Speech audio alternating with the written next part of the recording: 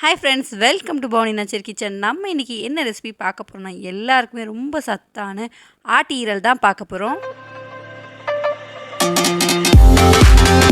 வாங்க எப்படி செய்யலான்னு பார்க்கலாம். ஒரு பாத்திரத்தில் தேவையான அளவுக்கு தேங்காய் எண்ணெய், 1/4 ஸ்பூன் அளவுக்கு சோம்பு, 1/4 ஸ்பூன் கடுகு சேர்த்து பொரிஞ்சதுக்கப்புறமா ஒரு கொத்து கருவேப்பிலை சேர்த்துக்கலாம். ஒரு பல்லாரியை நீளமாக கட் பண்ணி சேர்த்துருக்குறேன். 3 மிளகா எல்லாத்தையும் சேர்த்துட்டு நல்லா கலந்து விட்டலாம். வெங்காயம் வந்து நல்லா வதங்கட்டும். கொஞ்சமாக எண்ணெய் சேர்த்துக்கலாம். தேவைன்னா சேர்த்துக்கோங்க. சேர்த்துட்டு கலந்து விட்டுட்டு இப்போ இது கூடயே ஒரு 1/2 ஸ்பூன் அளவுக்கு இஞ்சி பூண்டு பேஸ்ட் சேர்த்துருக்குறேன். சேர்த்துட்டு இஞ்சி பூண்டு வந்து நல்லா வதங்கட்டும்.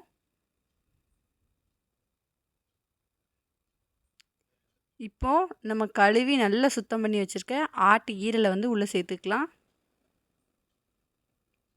எல்லாத்தையும் நல்லா சேர்த்து நல்லா கலந்து விடலாம். ஆட்டு ஈரல் வந்து குட்டி பிள்ளைங்கள்லேருந்து பெரிய ஆளுங்க வரைக்கும் எல்லாருமே நல்லா சாப்பிடலாம். அவ்வளோ சத்தான ஒரு சாப்பாடு இது. இப்போ தேவையான அளவுக்கு கொஞ்சம் உப்பு சேர்த்துட்டு நல்லா கலந்து விட்டலாம். ஆட்டு ஈரல்லேருந்து கொஞ்சமாக தண்ணி வரும். இப்போ மூடி போட்டு ஒரு 10 நிமிஷத்துக்கு அப்படியே விட்டுறலாம். பாருங்கள், நம்ம தண்ணி எதுவுமே சேர்க்கவே இல்லை. எவ்வளோ தண்ணி விட்டுருக்குன்னு பாருங்கள். தண்ணியெல்லாம் விட்டு நல்லா வெந்து வரணும்.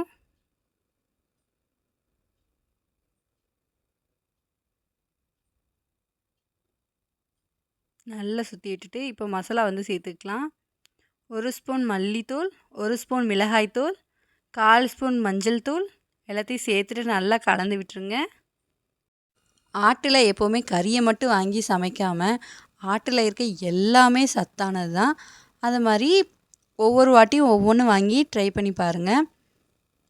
இப்போ இது கூட 1 ஸ்பூன் மட்டன் மசாலா சேர்த்துருக்குறேன். சேர்த்துட்டு நல்லா கலந்து விடுங்க. இப்போது 1 கிளாஸ் அளவுக்கு தண்ணி சேர்த்துருக்குறேன். தண்ணி சேர்த்துட்டு நல்லா கலந்து விட்டுருங்க. மசாலா வந்து எல்லா பக்கமும் வர்ற மாதிரி நம்ம சேர்த்த தண்ணியிலே நல்லா கறி வந்து வெந்து வரணும். நல்லா வெந்து சுற்றி சுரண்டு நல்லா கட்டியாக வருது பாருங்கள். இப்போ இது கூட இன்னும் கொஞ்சம் வந்து நம்ம தண்ணி சேர்த்துக்கலாம். ஏன்னா இன்னும் வந்து லங்ஸ் கொஞ்சம் நல்லா வேகலை, அதனால் கொஞ்சம் தண்ணி எக்ஸ்ட்ரா சேர்த்துருக்குறேன்.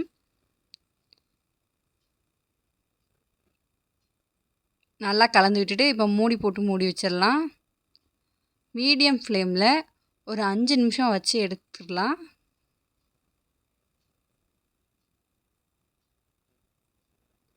பாருங்கள், எண்ணெய்லாம் நம்ம சேர்த்துருந்த எண்ணெய் எல்லாமே அப்படியே வெளியில் நல்லா பிரிஞ்சு வந்திருக்கு. இப்போது மூடி திறந்துட்டு ஒரு 5 நிமிஷம் வந்து அப்படியே நம்ம ஹை ஃப்ளேமில் வச்சு நல்லா தண்ணி வந்து வற்ற வைக்கணும். நீங்கள் கிரேவி மாதிரி வேணும்னா இப்போ இப்படியே கூட ஸ்டவ் ஆஃப் பண்ணிடலாம். கொஞ்சம் ட்ரையாக வேணும் அப்படின்னா நீங்கள் இன்னும் கூட கொஞ்சம் நேரம் வச்சுருந்தா தண்ணி எல்லாமே இஞ்சி சூப்பராக அந்த பீஸ் மட்டும் தனித்தனியாக வந்திருக்கும்.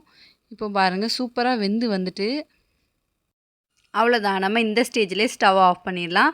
மேலே கொத்தமல்லி புதினா தூவி ஸ்டவ் ஆஃப் பண்ணிடலாம். அவ்வளோதான். சூப்பரான மட்டன் லங்ஸ் வந்து ஈஸியாகவே வீட்டில் ரெடி பண்ணிட்டோம். மறக்காமல் இந்த ரெசிபியை ட்ரை பண்ணி பாருங்கள். எப்படி வந்துச்சுன்னு மறக்காமல் கமெண்ட் பண்ணுங்கள். இந்த வீடியோ பிடிச்சிருக்குன்னு நினைக்கிறேன். இந்த வீடியோ பிடிச்சிச்சின்னா லைக் பண்ணுங்கள், ஷேர் பண்ணுங்கள். மறக்காமல் நம்ம சேனலை சப்ஸ்கிரைப் பண்ணுங்கள். தேங்க்ஸ் ஃபார் வாட்சிங்.